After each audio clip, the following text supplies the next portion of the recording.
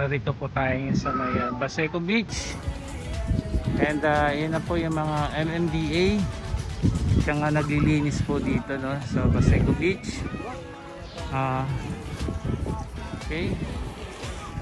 So ayan pa rin po si ate.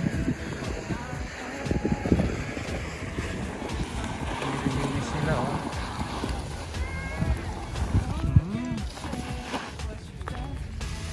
Mga halamang ano, no, dagat. Yan po yung pinukuha nila ngayon. Lumot na yan. Mga halaman dagat ba yan? Oo. Ayan. Yung lumot na yan. Oh, dumating si Kuya Batuti ah. Kuya Batuti, good morning. Trabaho ka mabuti. So, ayan, no, nakakatuwa, no? Linis ng dagat. So, ang dami po naliligo ngayon. Enjoy po sila. So, may oras po dito. Ano lang po, no, from 5 AM to 7:30 na umaga. Pagdating po ng 7:30, lahat po sila lalabas na po.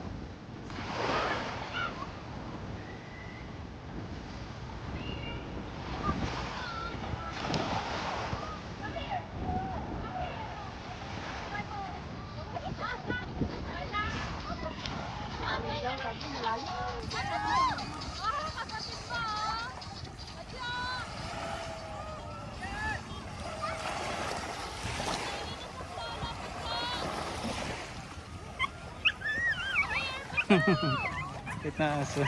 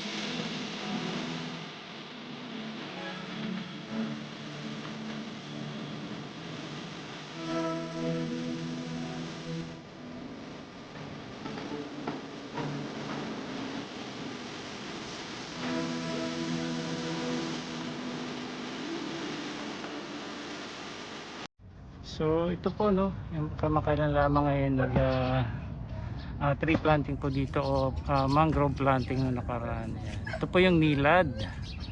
Ayan. Honor by Secretary Roy A. Simato. Honorable Roy A. Simato. Ito si ano. Nilagyan ng mga pangalan nila na. Tanim yan. Ayan. Honorable Francisco Isko Moreno Dumagoso. So nilad po yan. Ayan.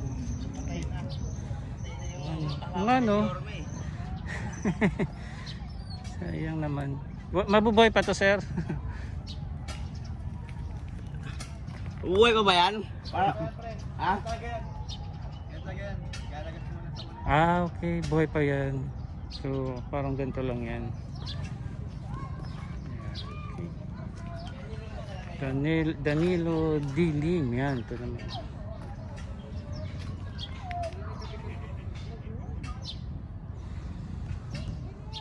So ayan, yan po yung mga mangrove dito po yan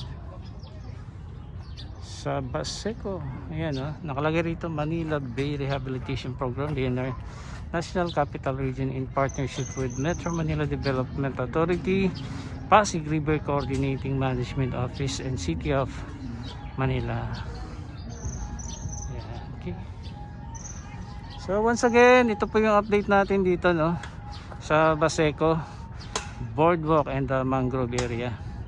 Yan po, sa mga hindi pa po nakasubscribe, please subscribe, pa-share na rin po at pa-like, malaking bagay po. Yan, salamat po muli sa suporta. Yan, God bless po sa ating lahat.